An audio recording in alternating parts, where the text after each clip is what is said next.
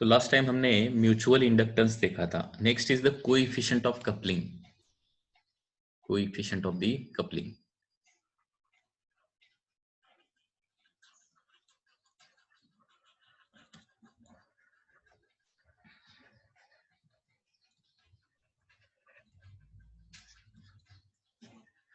अभी coefficient of coupling, this concept is related to the mutual inductance.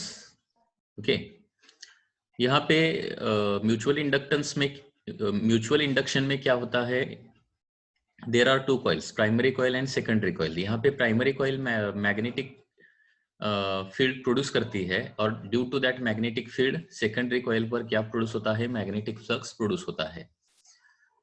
तो यहाँ पे how much amount of magnetic flux produced by the primary coil is associated with the secondary coil. Okay, that is nothing but called as coefficient of coupling.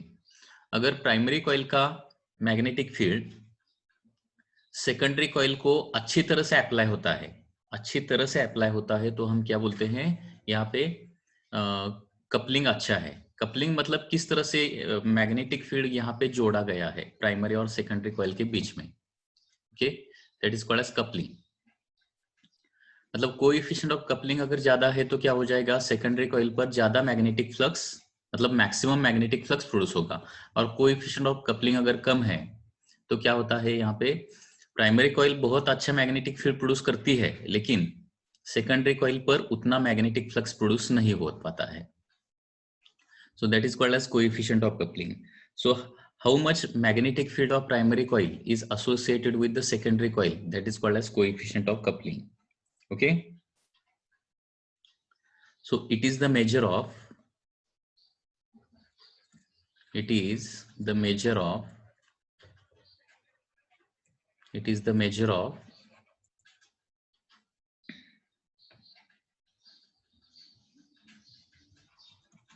flux of primary coil. It is the measure of flux of primary coil subjected to or linked to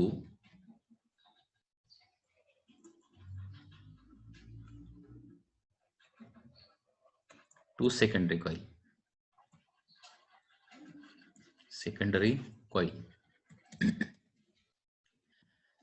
And this coefficient of coupling is denoted by K, and it is given by formula m divided by square root of L1 into L2. मतलब यहाँ पे दो coils है, primary coil and secondary coil. Primary coil का self inductance suppose L1 है, secondary coil का self inductance suppose L2 है. And ये दो कॉइल एक दूसरे के पास रखने के बाद यहाँ पे म्यूचुअल इंडक्टेंस सपोज m आता है, तो coefficient of coupling K is equal to m divided by क्या आ जाएगा, रूट L1 L2 आ जाएगा. जनरली क्या होता है, m is equal to root L1 L2 हो सकता है. मतलब मैक्सिमम क्या हो सकता है, मैक्सिमम कंडीशन में, मतलब K का मैक्सिमम वैल्यू क्या होता है, 1 होता है. एंड K का जब वैल्यू 1 होता है तो क्या होता है, capital M is equal to root L1 L2. So value of K lies between K का वैल्यू 0 to 1 के बीच में लाई होता है. K lies between 0 to 1.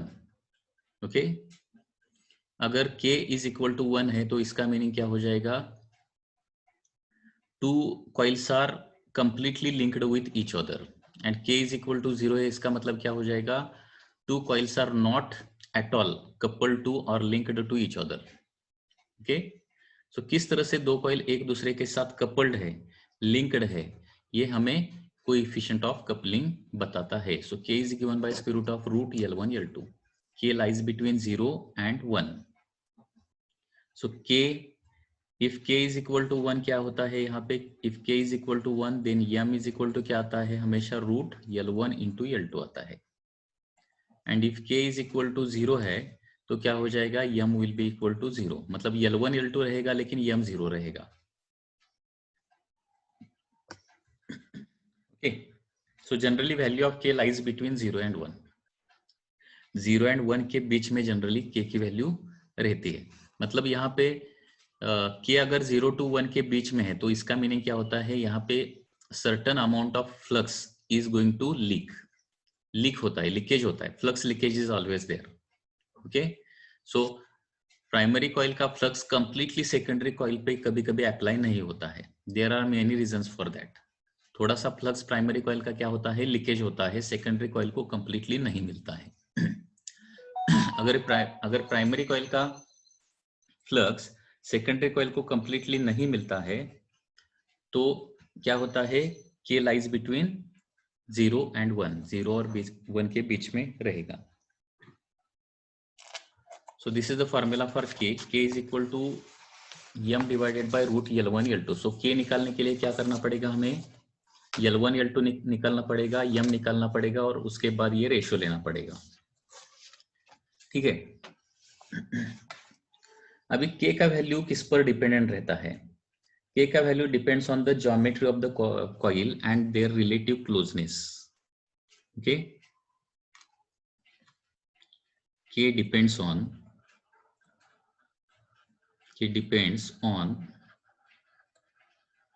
geometry of coils and relative closeness।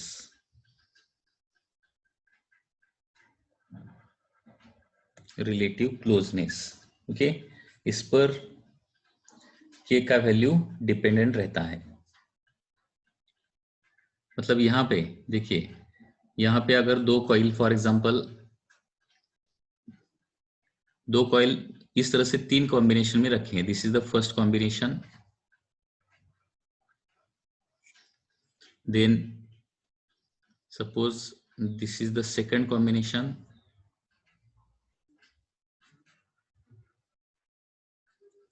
उसके बाद suppose this is the third combination,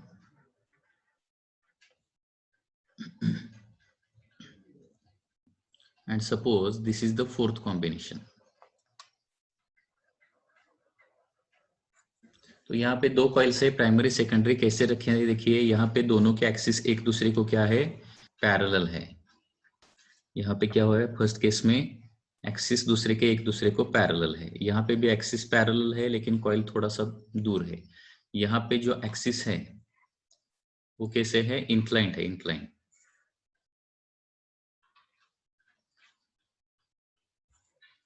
और यहाँ पे दोनों कॉइल के एक्सिस कैसे है, परपेंडिकुलर टू ईच अदर है।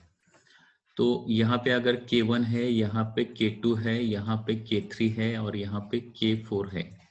ठीक है, तो मैक्सिमम K का वैल्यू, मतलब अच्छी तरह से यहाँ से flux linkage, okay, flux link मतलब किस फ्लक्स का कपलिंग बोलेंगे, कपलिंग किस केस में सबसे अच्छा रहेगा, तो फ्लक्स का कपलिंग फर्स्ट केस में सबसे अच्छा रहेगा। सो K1 will be maximum, K2 उससे थोड़ा सा क्या रहेगा, कम रहेगा, K3 उससे भी कम रहेगा एंड K4 सबसे कम रहेगा and here K4 will be equal to 0 ही रहेगा।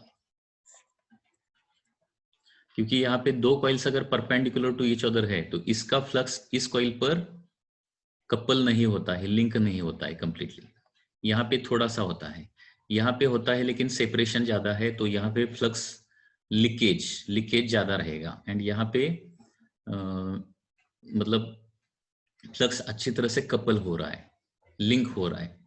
ठीक है, मतलब जनरली के का वैल्यू अगर हमें हायर चाहिए तो क्या करना पड़ेगा, यहाँ पे दो कॉइल एक दूसरे के ऊपर वाउंड करने पड़ेंगे। ओके, मतलब प्राइमरी कॉइल पहले वाउंड करना पड़ेगा, उसी पर ही क्या करना पड़ेगा, हमें सेकेंडरी कॉइल वाउंड करना पड़ेगा, तभी हमें क्या मिलेगा, के का वैल्यू, कोएफिशिएंट ऑफ कपलिंग का वैल्यू ज्यादा मिलेगा, मतलब म्यूचुअल इंडक्टेंस क्या मिलेगा, ज्यादा मिल सकता है। Okay,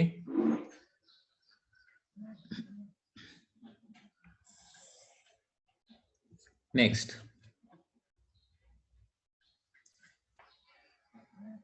combination of the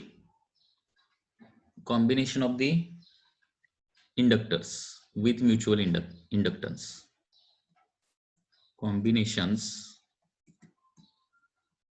of inductors with mutual inductance। Okay, अभी यहाँ पे देखिए, इंडक्टर के यहाँ पे दो कॉम्बिनेशन हो सकते हैं, आइदर सीरीज कॉम्बिनेशन और parallel combination. First is the series combination. Series combination. Okay, series combination मतलब क्या है? यहाँ पे दो इंडक्टर्स अगर इस तरह से वन आफ्टर अनदर है तो इसको बोलते हैं सीरीज कॉम्बिनेशन. इसका सेल्फ इंडक्टेंस L1, इसका सेल्फ इंडक्टेंस L2 है. तो यहाँ पे हमने ऑलरेडी पढ़ा, ये सीरीज कॉम्बिनेशन में self inductance L1 plus L2 होता है, लेकिन यहाँ पे म्यूचुअल इंडक्टेंस नहीं होना चाहिए, म्यूचुअल इंडक्शन नहीं होना चाहिए, तभी L1 प्लस L2 होता है. लेकिन यहाँ पे अगर म्यूचुअल इंडक्शन भी है तो सीरीज कॉम्बिनेशन का इक्विवेलेंट इंडक्टेंस क्या हो जाएगा? Ls is equal to L1 plus L2 plus minus 2m होता है, 2m. ओके, अगर म्यूचुअल इंडक्शन नहीं है तो क्या होता है? Ls is equal to L1 plus L2 only होता है. लेकिन यहाँ पे म्यूचुअल इंडक्शन भी अगर है तो क्या हो जाता है? Equivalent inductance of series combination Ls is equal to L1 plus L2 plus minus 2m. ठीक है, अभी यहाँ पे प्लस कब लेना है, माइनस कब लेना है? अगर दोनों का टर्न सेम डायरेक्शन में है, दोनों क्लॉकवाइज बाउंड किए गए हैं तो प्लस आ जाएगा. एक क्लॉकवाइज मतलब फर्स्ट इंडक्टर अगर क्लॉकवाइज बाउंड किया गया है और सेकंड एंटी क्लॉकवाइज बाउंड किया गया है तो क्या होता है? -2m आता है. Okay, so how the two coils are wound based on that self inductance is there. Okay, like this. So ये इस तरह से भी हो सकता है. For example, this is the first coil and उसके बाद this is the second coil. या फिर this is the first coil, ये क्लॉकवाइज रोटेट किया गया है एंड दूसरा एंटी क्लॉकवाइज रोटेट किया गया है. ये series one after another connected है ना, तो यहाँ पे क्या आ जाएगा? प्लस, और यहाँ पे क्या आ जाएगा? माइनस साइन आ जाएगा. So this is called as series combination of the inductors. उसके बाद सेकंड कौन सा है? That is parallel combination.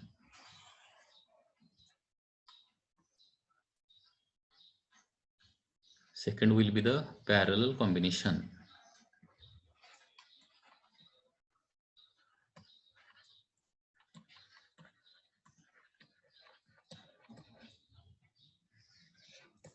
Parallel combination मतलब यहाँ पे दो इंडक्टर्स है अभी,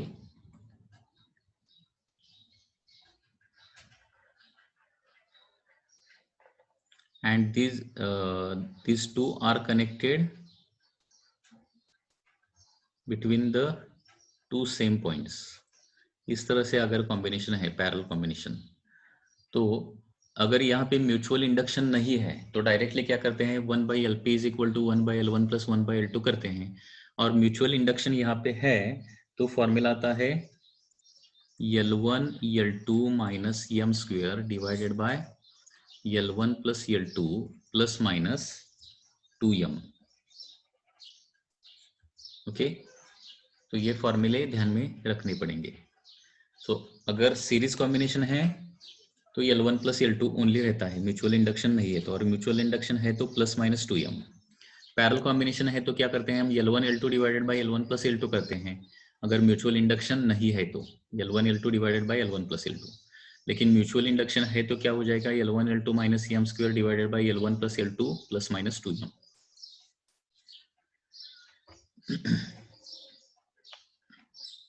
तो यहाँ पे one second plus minus 2m, plus या फिर माइनस साइन कब यूज करना है? अगर दोनों कॉइल सेम डायरेक्शन में बाउंड किए गए हैं, दोनों क्लॉकवाइज बाउंड किए गए हैं तो प्लस यूज करना है, और एक क्लॉकवाइज और दूसरा एंटी क्लॉकवाइज डायरेक्शन में अगर बाउंड किया गया है तो यहाँ पे माइनस साइन यूज करना है.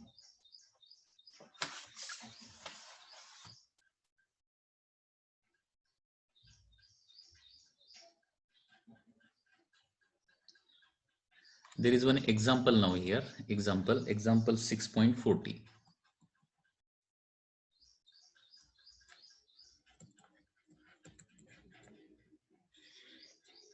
6.40. Calculate mutual inductance between two coils. Capital M यहाँ पे कैलकुलेट करना है between two coils. When a current 2 ampere changes to 6 ampere in 0.2 second. Okay, when current 2 ampere changes to 6 ampere, मतलब current क्या हो रहा है 2 एम्पियर से 6 एम्पियर तक चेंज हो रहा है, and this happens in time 0.2 second. And यहाँ पे ईएमएफ इंड्यूस्ड है, 20 milli volt in the secondary coil. So this is the current, change of current in the primary coil, and यहाँ पे EMF induced in secondary coil है. तो mutual inductance का formula क्या है, EMF induced in secondary coil per unit rate of change of current in the primary coil. EMF induced in secondary coil कितना है 20 × 10⁻³ है, and rate of change of current कितना आ जाएगा, चेंज इन करंट होता है 4, कितने टाइम में 0.2 टाइम में. सो 0.2 ऊपर जाएगा, मल्टीप्लाई हो जाएगा. सो न्यूमरेटर पे 20 × 0.2 मतलब 4 गेट कैंसल, सो 10⁻³ हेनरी रहेगा. That is 1 milli henry will be the answer. Okay, next is 6.41.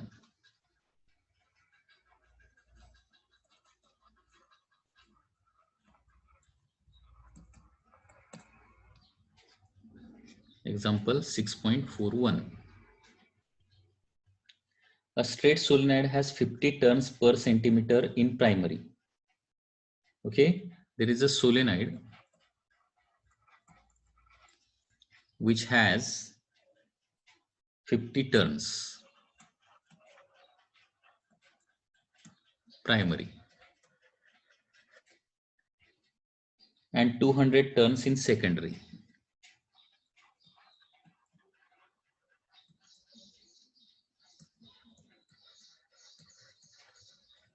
मतलब यहाँ पे प्राइमरी एंड सेकेंडरी कॉइल दोनों क्या है, सोलेनाइड है.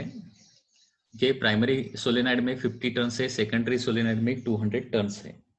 The area of cross section of solenoid is 4 centimetre square. Area of cross section is 4 centimetre square.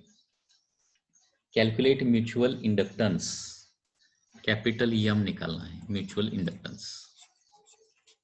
Okay, अभी अगर formula याद नहीं है तो फिर एक बार शॉर्ट में डेरिवेशन करेंगे. सो यहाँ पे प्राइमरी के कितने टर्न्स है 50 टर्न्स. सो प्राइमरी कितना मैग्नेटिक इंडक्शन प्रोड्यूस करेगा, μ0 n into I, number of turns of primary into I. Okay, इतना मैग्नेटिक इंडक्शन प्रोड्यूस करेगा. उसकी वजह से फ्लक्स ऑन सेकेंडरी कितना प्रोड्यूस हो जाएगा, magnetic induction due to primary into flux of the secondary coil. So magnetic induction of the primary कितना आ जाएगा, that is μ0 np I into flux of the secondary, मतलब number of turns of secondary into area of the secondary coil. Okay, and mutual induction मतलब क्या रहता है, flux of the secondary divided by current, मतलब μ0 np I चला जाएगा ns as. okay, μ0 np ns as area of the secondary coil. ये हमें calculation अभी यहाँ पे करना है. यहाँ पे 50 टर्न्स पर सेंटीमीटर दिया है, पर सेंटीमीटर, एंड इसका 200 टर्न्स ओनली बोला है. तो यहाँ पे ऑलरेडी ऑल द इंफॉर्मेशन है, क्योंकि स्मॉल एन मतलब क्या रहता है, number of turns per centimetre रहता है. तो capital M is equal to μ0 का वैल्यू कितना रहता है 4.2 10⁻⁻⁷. Number of turns of primary कितना है 50 पर सेंटीमीटर है.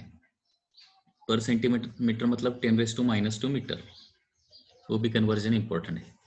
50 डिवाइडेड बाय सेंटीमीटर मतलब 50 डिवाइडेड बाय 10⁻² मीटर, क्योंकि सेंटीमीटर मतलब 10⁻². Number of turn off secondary है 200 एंड एरिया है 4 × 10⁻⁴.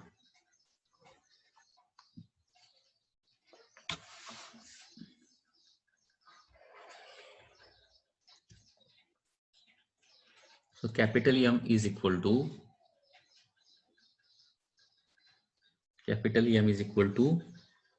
यहाँ पे अभी देखिए 4 पाई इंटू 50 इंटू 200 इंटू 4 पाई हो गया, 50 हो गया, 200 हो गया, 4 हो गया, इंटू 10 का पावर कितना आ जाएगा? 10 का power -7 -4 -11 divided by -2 -9।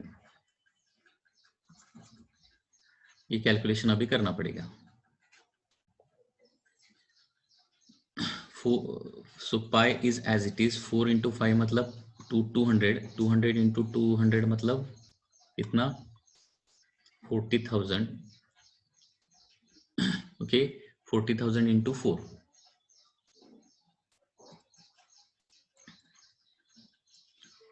1,60,000 into 10 raised to -9. So that will be 1.6 pi into 10 raised to -4 Henry. 1.6 pi into 10 raised to -4 Henry. So 1.6 pi का वैल्यू निकालना पड़ेगा approximately. Okay,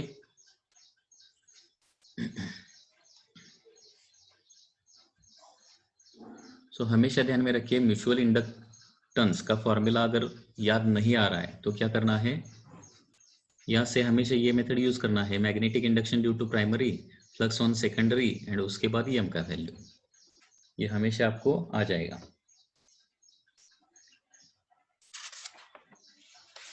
next is transformer. Next thing that we are going to study is the transformer.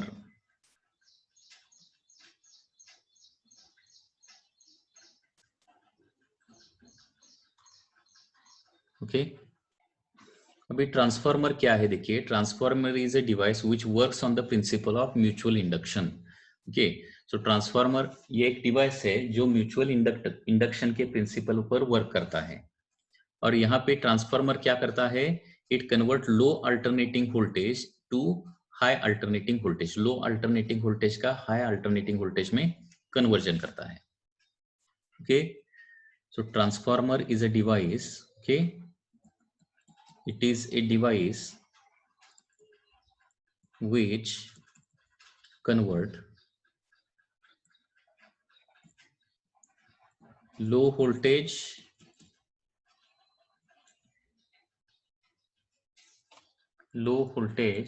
high current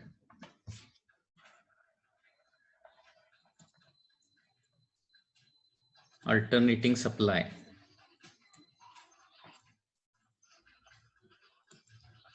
to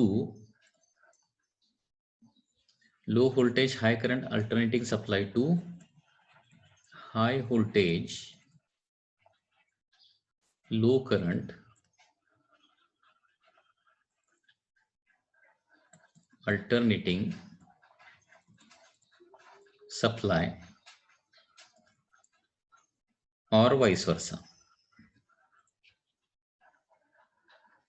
okay, मतलब transformer क्या है, एक ऐसा device है जो लो वोल्टेज का हाई वोल्टेज और हाई वोल्टेज का लो वोल्टेज करता है।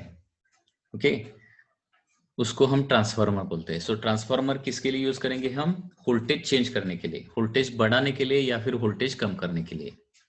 लेकिन यहाँ पे क्या होता है बघा, क्या होता है देखिए, लो वोल्टेज का हाई वोल्टेज में जब कन्वर्जन होता है तब हाई करंट का लो करंट में कन्वर्जन हो जाता है। ओके, क्योंकि input power is always equal to, यहाँ पे क्या रहता है, आउटपुट पावर। ये पावर नहीं बढ़ाता, पावर उतना ही रखता है।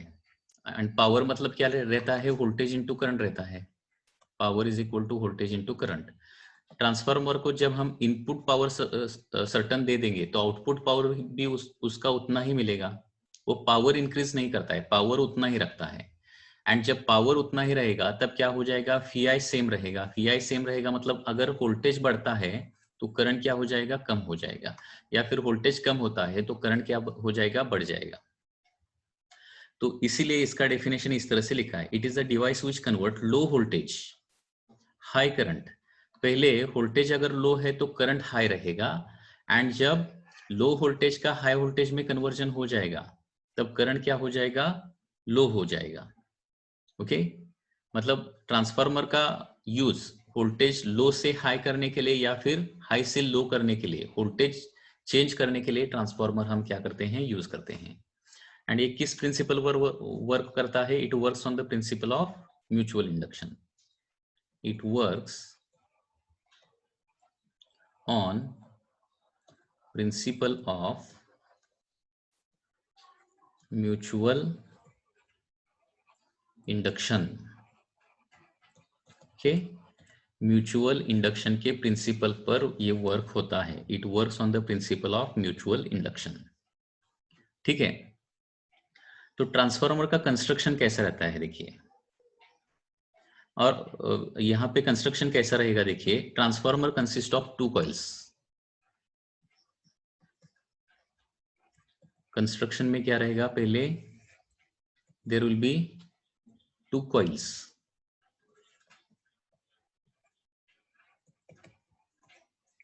Okay, one will be the primary coil and another will be the secondary coil. तो ट्रांसफार्मर में पहले तो दो कॉइल्स रहेंगे, primary coil and secondary coil. Okay, primary coil is connected to input voltage supply and secondary coil will give you the changed voltage supply, that is either increased voltage or decreased voltage। okay, two coils, primary and secondary।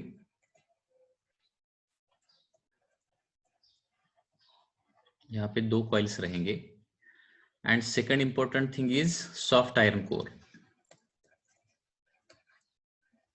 Soft iron core मतलब ये दोनों coils जो है soft iron core पे wound रहेगी, क्योंकि soft iron core क्या करता है, यहाँ पे मैग्नेटिक फील्ड बढ़ाता है, मैग्नेटिक फ्लक्स लिंकेज बढ़ाता है। मतलब के अगर सॉफ्ट आयरन कोर हमने यूज किया तो के का वैल्यू क्या आता है, के का वैल्यू मतलब कोएफिशिएंट ऑफ कपलिंग का वैल्यू अच्छा आता है। ठीक है, तो ट्रांसफार्मर जो है, तो ट्रांसफार्मर का डायग्राम इस तरह से हम निकाल सकते हैं। This is the soft iron core first।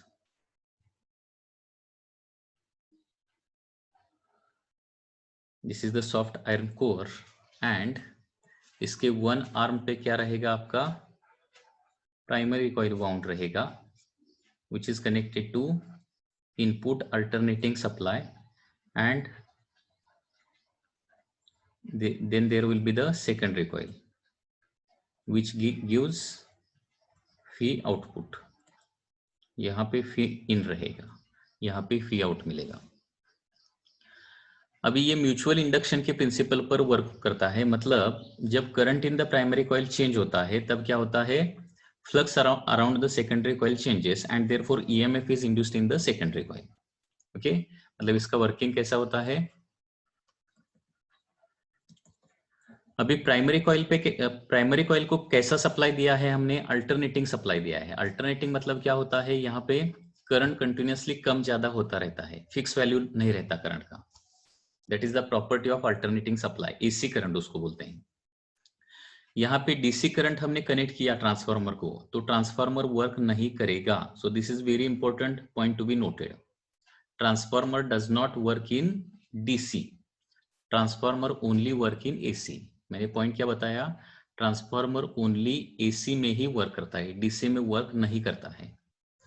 Transformer never work in DC, वो एसी में ही वर्क करेगा, क्योंकि ट्रांसफार्मर म्यूचुअल इंडक्शन के प्रिंसिपल पर वर्क होता है।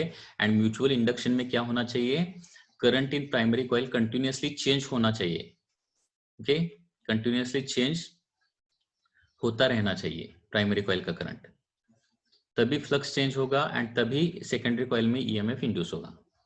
ठीक है, तो यहाँ पे दो कॉइल है, this is the primary coil, this is the secondary coil. And working कैसा होता है, due to alternating supply, due to alternating supply, यहां पे क्या होता है, due to alternating supply current in primary coil, current in primary coil continuously changes.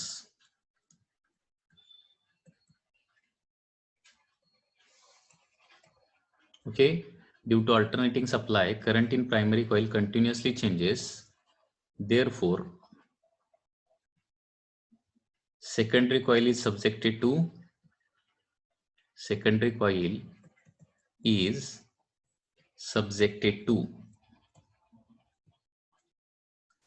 changing magnetic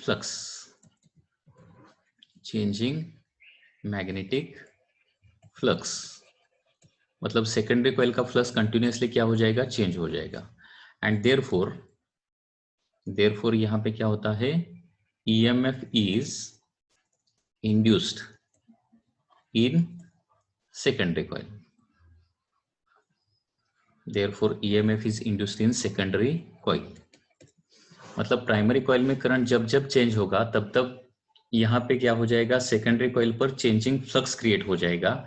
और due to this changing flux क्या हो जाएगा, सेकेंडरी कॉइल में EMF इंड्यूस हो जाएगा. इसी को हम म्यूचुअल इंडक्शन बोलते हैं.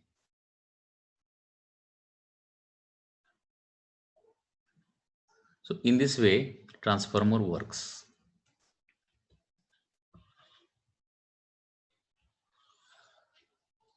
Okay.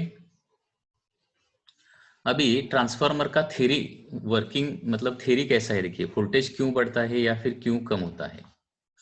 Theory of the transformer.